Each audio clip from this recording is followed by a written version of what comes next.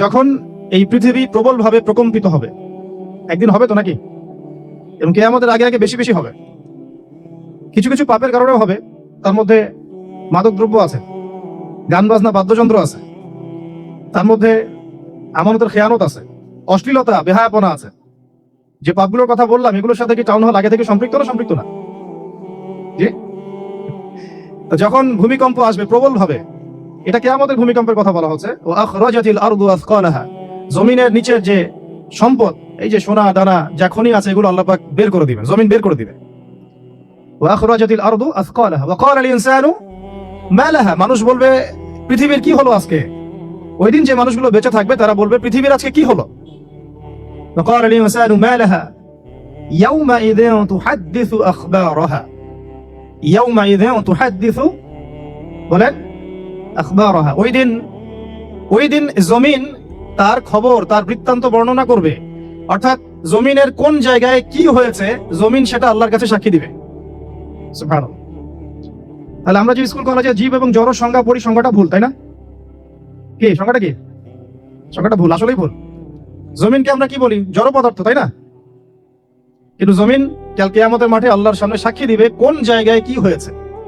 Town হলের সৌভাগ্য যে টাউন হল বলতে পারবে যে এত তারিখে আমার উপরে একটা দিনই আয়োজন হয়েছে, অমুক অমুক ভাইরা এসেছিলেন, এই বিষয়ে আলোচনা হয়েছে, আল্লাহ তুমি আমাদেরকে মাফ করে দাও। তাহলে এর আগে টাউন হলে চত্বরে যা যা হয়েছে এগুলো সাক্ষীও টাউন হল দিবে।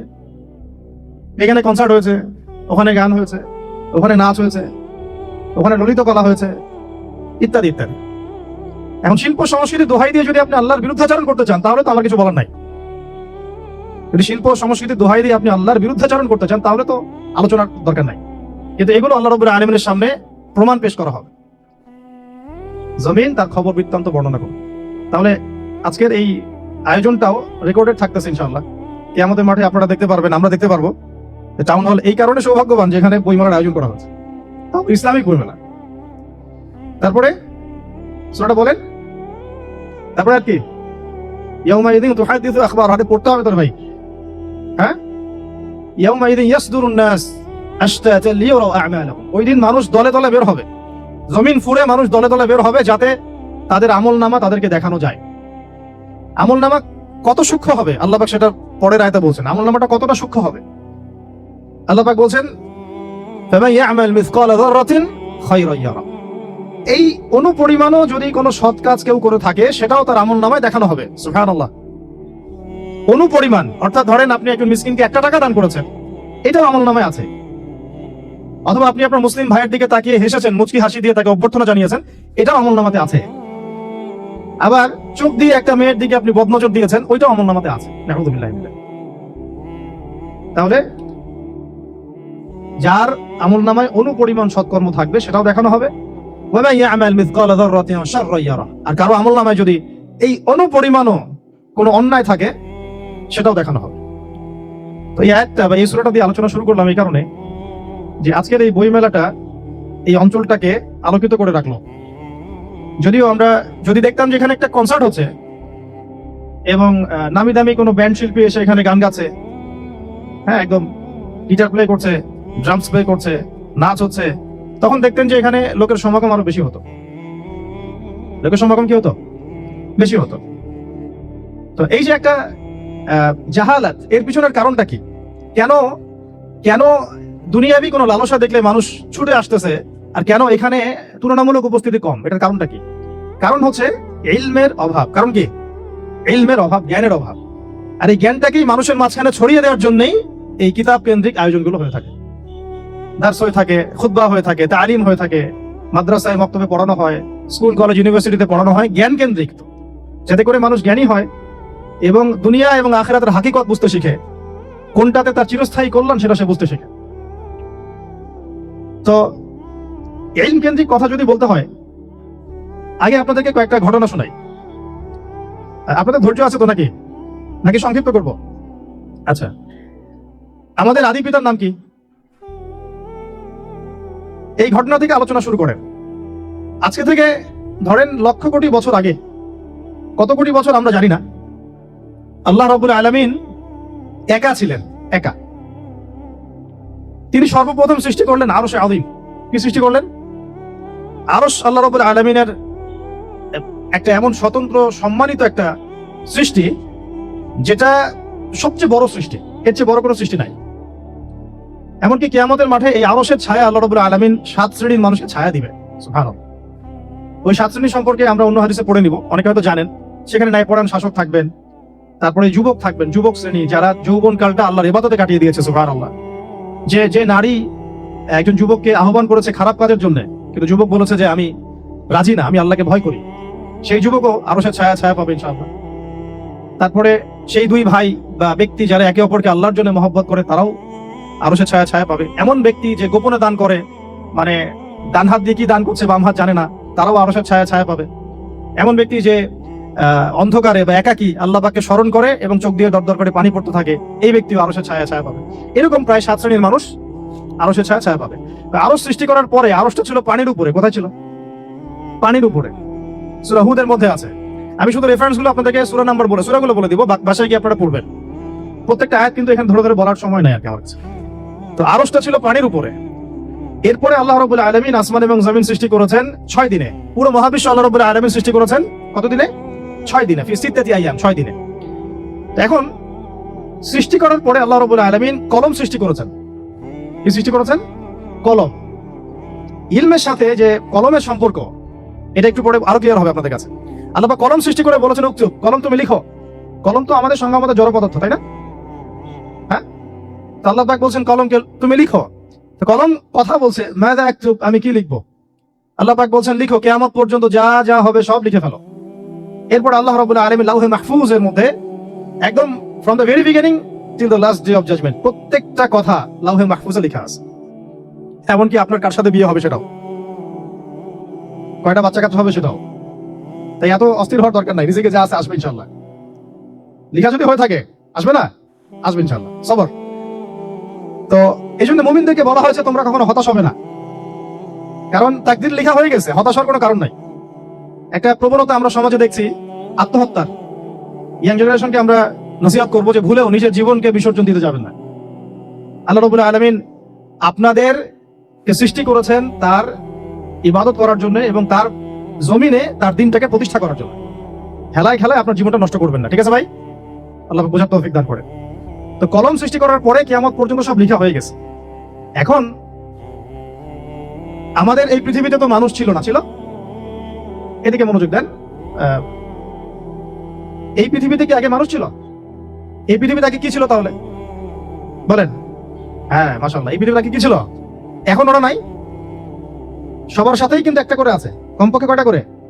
সবার সাথে কমপক্ষে একটা করে। আর কোন কোন জায়গা আছে যেখানে জিনের বড় বড় আকড়া আছে। পৃথিবীতে যে জায়গাগুলো থেকে ইসলাম বিরোধী অপতৎপরতাগুলো চলে, ওখানে জিনের আকড়া বেশি আছে। কথা বুঝতে পারছেন? তো জিন জাতিকে আল্লাহ পাক ধ্বংস করে দিয়েছেন তাদের পাপের কারণে, আল্লাহ দ্রোহিতার কারণে, অবাধ্যতার কারণে। এখন আল্লাহ রাব্বুল আলামিন ইরাদা করলেন পৃথিবীতে আমাদেরকে সৃষ্টি করবেন, মানে মানুষকে সৃষ্টি করবেন। আর আল্লাহ পাক তার সমস্ত ফেরেশতাদেরকে একত্রিত করলেন। ঘটনাটা কিন্তু খুব ইন্টারেস্টিং। আমি জানি এখানে ওলামায়ে কেরামও আছেন, তবে আমি সবার জন্য প্রযোজ্য হয় এমন কথা বলারই চেষ্টা করছি, কারণ অনেকে হয়তো এগুলো নাও জানতে পারে।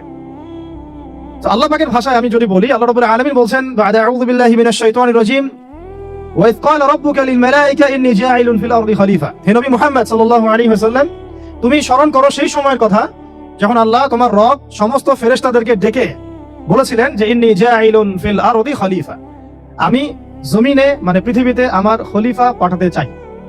কি পাঠাতে চাই? আরো জোরে বলেন। আল্লাহ পাক বলেননি পৃথিবীতে মানুষ পাঠাতে চাই, পৃথিবীতে নতুন কোন মাখলুক পাঠাতে চাই। আমাদেরকে আল্লাহ পাক সম্মানের শব্দে সম্মানিত করেছেন, বিশেষায়িত করেছেন। আমাদেরকে বলেছেন আমরা আল্লাহর খলিফা, আমরা আল্লাহর খলিফা। এখন আমরা আল্লাহর খলিফা, কিন্তু পৃথিবীতে মানুষ খিলাফা শব্দ সহ্য করতে পারে না। হ্যাঁ, কি অদ্ভুত না? এটা কোরআনে কি শেষের দিকে আছে না প্রথম দিকে আছে? সূরা বাকারার একদম শুরুর দিকে 3টা 4টা 5টা পৃষ্ঠা উল্টালে দেখবেন এই একটা আছে। কোরআন তাহলে শুরু থেকে কখনো খুলেও দেখেনি সে ব্যক্তি। প্রমাণ হলো এটা, সে খুলেও দেখে নাই, অথবা দেখলেও সে এড়িয়ে গেছে। আল্লাহ পাক আমাদেরকে বললেন যে পৃথিবীতে আমি আমার খলিফা পাঠাতে চাই। তাহলে আদম আলাইহিস সালামকে আল্লাহ পাক মহব্বতের শব্দে, সম্মানের শব্দে বিশেষায়িত করলেন কি বলে? সুবহানাল্লাহ। সুবহানাল্লাহ। আর খলিফা কাকে বলে এটা আমি আপনাদেরকে বোঝাচ্ছি একটা দোয়া থেকে। এই যে গাড়িতে করে আমরা বাসা থেকে আসলাম বা যখন কোনো সফরে যাই, আমরা একটা দোয়া পড়ি, সুবহানাল্লাযী সাখারা লানা হাযা ওয়া মা কুন্না লাহু মুকরিনিন ওয়া ইন্না ইলা রাব্বিনা লামুনকালিবুন। এতটুকু তো পড়ি নাকি? বাইরে পড়তে হবে। বইমেলা এসেছি শুধু লেকচার শোনার জন্য না, ছবি তোলার জন্য না। আজকে জীবনটা পরিবর্তন করা, নিয়ত করে যাইতে হবে। ঠিক আছে ভাই? বই প্রকাশ করা, ছাপানো, বিক্রি করা, লেখা, এর চেয়ে বড় কথা আমার জীবনটা ইলমের আলোয় আলোকিত করা। আমি বই লিখলাম ধরেন একটা, আমার মধ্যে সেই আমল নাই, লাভ নাই। লাভ আছে?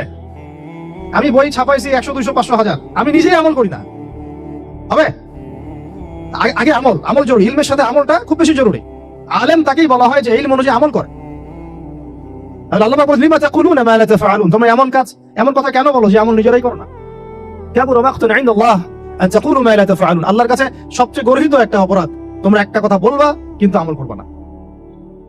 তো দোয়াটা মুখস্থ করবেন। এই দোয়ার নিচে একটা অংশ আছে, আল্লাহুম্মা আনতা সাহিবু বিস-সাফারি। আমার কথাটা শুনেন, খলিফার অর্থটা বুঝেন। অনেকে তো অনেকভাবে ব্যাখ্যা করে আর কি। আল্লাহুম্মা আনতা সাহিবু ফিস-সাফারি, আল্লাহ তুমি এই সফরে আমার সাথী। সফরে বের হওয়ার সময় দোয়া পড়ছি আমরা, আল্লাহুম্মা আনতা সাহিবু ফিস-সাফারি, আল্লাহ তুমি এই সফরে আমার সাথী। ওয়াল খলিফাতু ফিল আহলি ওয়া মালি, আল্লাহ আমি তো বাসায় নাই, আমার বাসার আহাল মালের খলিফা হচ্ছে তুমি আল্লাহ। তাহলে খলিফা শব্দ দিয়ে কি বুঝলেন? আল্লাহ আমার বাসার আহাল মালের খলিফা মানে কি? আমার স্থলাভিষিক্ত তুমি আল্লাহ। আমি ওখানে নাই বাসায়, আমি সফরে বের হয়ে গেছি। আমার স্ত্রী, আমার সন্তান, আমার মাল, আমার জান, এগুলোর দায়িত্ব তোমার, তুমি খলিফা। কত চমৎকার দোয়া।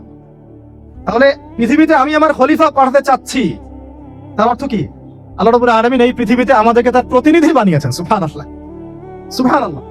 তাহলে আমরা নিজেদের আত্মপরিচয় ভুলে গেলাম যে আমরা আল্লাহর প্রতিনিধি পৃথিবীতে, তাই না? আমরা এখন আব্রাহাম লিঙ্কনের পূজা করতেছি।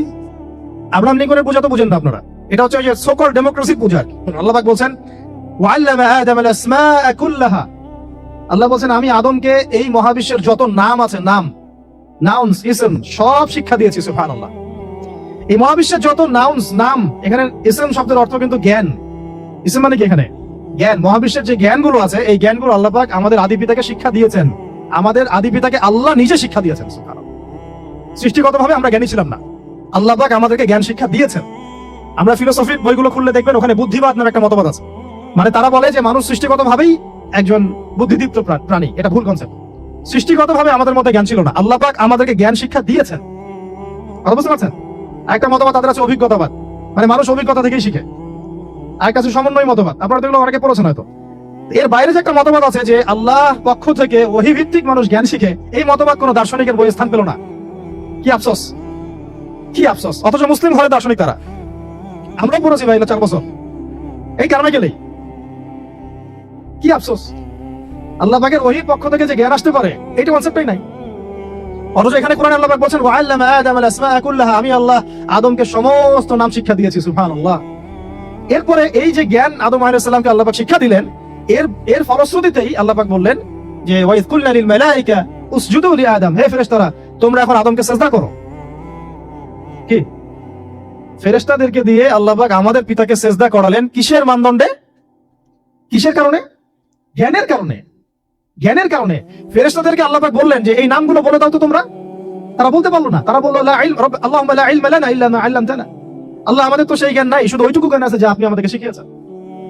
তখন আল্লাহ পাক বলেছিলেন যে আমি যা জানি তোমরা তা জানো না। আমি কি বলি নাই যে আমি আসমান জমিনের গায়েবের সব খবর জানি? তখন আল্লাহ বললেন যে তোমরা সবাই সিজদা করো আদমকে। তাহলে আমাদের পিতাকে খলিফা করা হলো, জ্ঞান শেখানো হলো, আল্লাহ পাক নিজে শেখালেন, ফেরেশতার মণ্ডলীদের দিয়ে সিজদা পর্যন্ত করালেন। কিসের মানদণ্ডে? আরো আসতে বলেন, জ্ঞানের মানদণ্ডে। এখন যদি আমরা একটু প্রশ্ন ছুড়ে দেই নিজ নিজ বিবেকে, আমরা কি সেই ওহীর 10টা সূরাও শিখেছি? 10টা পারা কি পড়া হয়েছে কখনো? 10টা সূরারও কি অর্থ জানি?